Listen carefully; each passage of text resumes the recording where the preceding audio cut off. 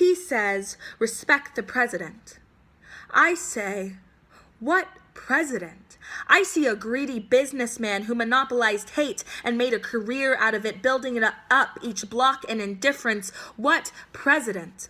I see ego take a human form, growing larger and larger with every offensive shirt and misguided hat made in his name, bulging with insidiousness, arrogance seeping from his eyes. What president?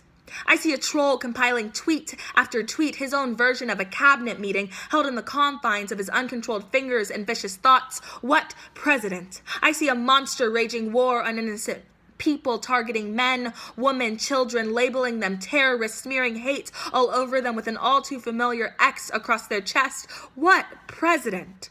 I see patriarchy at its finest, a mere cheap suit, its tie taken better care of than any female that it has brushed up against, cufflinks worth more than women's rights. What president?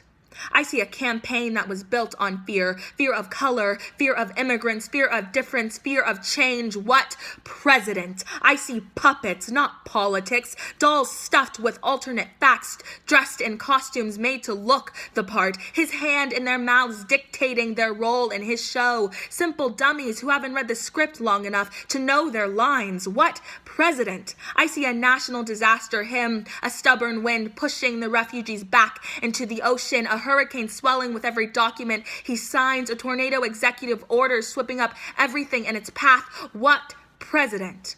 I see the rising action of a great tragedy, the climax not even in sight. This is only the beginning, but I know this plot. Act 1, he becomes president. Act 2, he ruins the country, but the curtain will fall, and the audience will become restless because there will always be people like me, critics, who will watch his every move and judge his every word until his final act, because the American flag is not just one color, because the bald eagle can have different feathers, because the Statue of Liberty is an immigrant and will light a path of refuge to anyone in need.